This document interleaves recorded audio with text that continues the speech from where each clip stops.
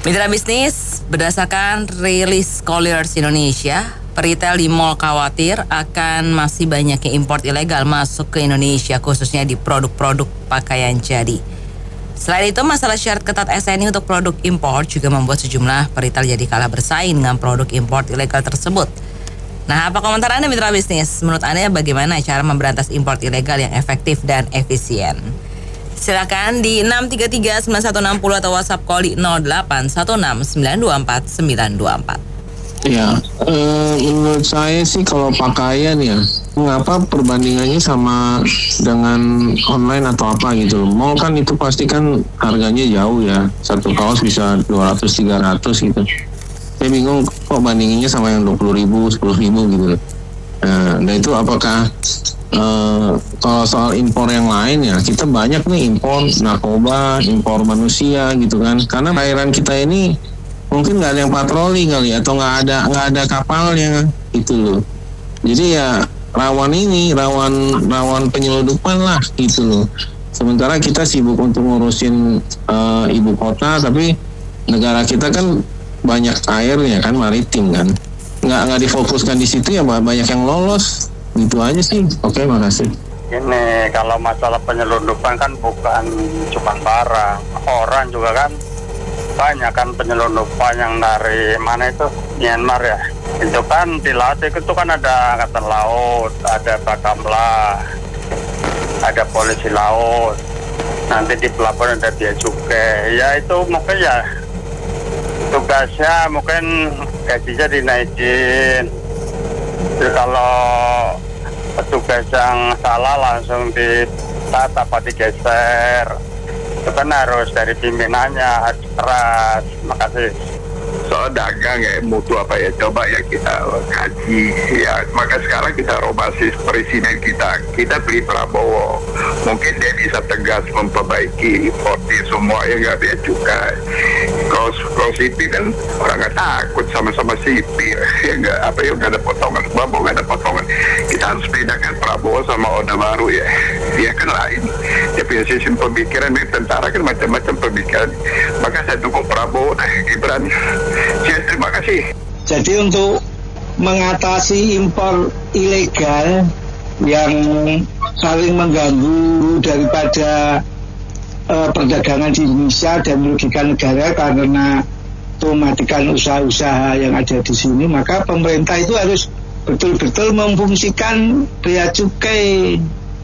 Jadi pola yang model sekarang kan sisinya bikin pernyataan, setelah itu baru dianggap oke, harusnya diperiksa langsung. Jadi tidak sebelum sampai di gudang sudah diperiksa langsung. Jadi itu bisa mengurangi kecurangan dalam pelaporan impornya. Kalau selama ini kan setelah sampai gudang itu tidak ada pemeriksaan. Nah ini kan jadi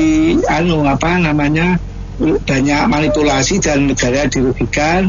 Kemudian juga produksi di dalam negeri juga jadi kacau, harganya jadi tidak bisa kompetitif karena pajaknya lebih murah begitu. Jadi harus ditegakkan hukum bea cukainya. Terima kasih. Kalau menurut saya itu domainnya pemerintah pusat ya, legislatif, yudikatif. Berapa banyak ekspor impor itu kan mereka yang tahu data realnya. Sementara kita ya menuntut setiap provinsinya pergudangannya itu bagaimana distribusinya, itu yang legal maupun tidak legal. Terus yang kedua, mengacu dalam ekonomi yang sekarang ini nggak menentu. Hemat saya, awalnya kan sistem itu berawal dari manual ya, seperti mall, plaza, supermarket dan lain sebagainya. Kan itu pemerintah harus melindungi pengusaha lokal, investasi. Artinya dari situ berangkat, pemerintah harus punya data real yang itu harus dipelihara. Korporasi besar itu wajib pajaknya besar. Baru e-commerce dan lain sebagainya itu kan mengikuti standar sistem yang manual tadi, Bu, baru ke arah yang otomatis. Sama seperti halnya kita pengambilan uang di ATM. Awalnya kan kita koperasi langsung B2B, uang ke uang. Cair 10 juta, kita pinjam 10 juta. Begitu udah digital, transfernya pun udah mulai otomatis, itu langsung dari jauh clearingnya masuk. Nah, itu yang pemerintah harus pegang kendali dari manual ke otomatis. Jangan sampai membuat rusak semua ekosistem ekonomi dalam negara kita ini, yang dimana kita negaranya negara kepulauan. Kalau provinsinya aja pun tak terkendali, impornya dari mana-mana, barangnya mau kemana-mana aja.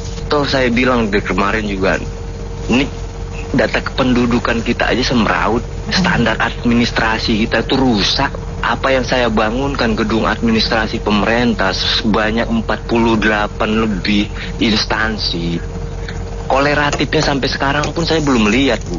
Sementara hak orang seperti kita yang membangun itu nggak ada harganya, Bu. Seharusnya kan sinergitas yang ditunjukkan pemerintah itu, kita udah membangun capek-capek, digaji murah, berdarah-darah, tangan sobek, kena keramik, pecah.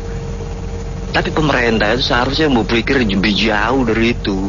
Dia mampu melindungi, mengangkat harkat derajat masyarakat Indonesia itu sebagaimana mestinya. Karena mereka tanpa kita, mereka bukan siapa-siapa. Harusnya mereka tuh tahu diri, dipensiunkan, digajikan, diintensifkan, difasilitasi. Jangan sampai rakyat ini pun punya amarah seperti 98 itu terjadi lagi, collapse krisis. Sementara notabene sistem aja pun pemerintah pun tidak paham itu. Itu yang kedua. Yang ketiga, saya harap juga perdagangan tekstil kita juga bisa move on, bersaing. Karena memang pemerintahnya mengakuisisi setiap gaya-gaya Eropa, Barat, benua Asia, dan AUKUS Australia. Itu model-model pakaian itu pemerintah itu mesti menguasai. Seperti halnya di masjid, tempat ibadah Kristen, Hindu, Buddha, itu harus wajib memiliki counter pakaian, bisa via online, dan di situ juga masuknya otomatis selama model itu memang disahkan oleh domainnya, kepentingannya model-model masing-masing. Jadi jangan pemerintah ini sementang-mentang 4.0, tapi domain dasar dia yang bikin pondasi nggak ada, nggak dipelihara. Saya cuma menambah saja ya, sebetulnya udah dijelaskan lengkap pendengar tadi, jelas sekali itu sudah. Begini, selain barang-barang impor yang masuk diseludupkan, itu kurang diawasi karena petugasnya sedikit mungkin, tapi penyeludup impornya banyak. Jadi ada aja yang masuk tuh lewat Batam kah, lewat daerah lain, lewat perairan, udara ataupun darat, kemungkinan ada barang impor itu. Dan itu memang membuat persaingan perdagangan mereka lebih murah harganya, jadi barang lokal kadang kalah. Itu juga ada ekspor ya, ekspor kita juga ada yang kemungkinan diseludupkan, jadi tanpa lewat izin pajak dan lain sebagainya. Itu kita menang juga, jadi dibalaslah sama pengusaha kita kemungkinan. Jadi ya begitulah perdagangan di negara kita, serba lewat jalan tikus kemungkinan sebagian. Kalau penerimaan pajak itu tidak mencapai target, ya karena banyak yang lewat jalan tikus itu ekspor impor, dan itu pengawasannya lemah. Maklum petugasnya sedikit, pelakunya mungkin banyak, jadi ya banyak aja yang lolos, kemungkinan seperti itu. Ya, menurut saya cara efektif untuk membersihkan importir eksportir dari luar itu ya dari perbatasan itu sendiri. Penangan siapa-siapa yang keluar masuk wilayah teritori itu harus dijaga ketat. Seperti Korea seumpamanya, militernya itu memang menggerakkan situasi pemerintahan ini benar-benar efektif. Indonesia ini harus belajar dari negara yang seperti Korea. Kalau negara Indonesia ini lebih pintar daripada Korea. Itu yang pertama. Yang kedua, sejarah pakaian jadi ini adanya cuma ada di benua kita. Rusia, dari Mongol, Rusia, Arab Saudi, jalur Persia putarannya. Orang Romawi itu dulu belum ada pakaiannya, masih telanjang bulat. Rusia itu lebih maju peradabannya, yaitu baju wol, sutra.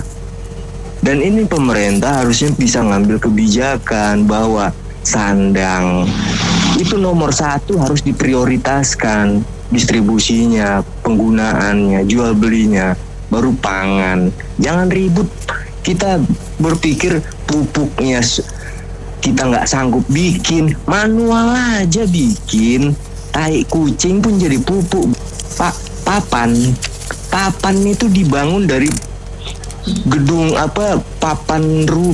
rumah zaman dulu tuh menghindari buaya, harimau. 2 meter di atas darat, tiang tinggi, baru rumah. Sama kayak rumah monyet zaman dulu.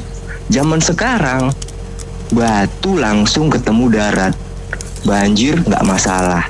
Baik, mitra bisnis, kami cukupkan sampai di sini dulu sesi Bisnismen Open untuk kali ini. Saya Anita Wijaya.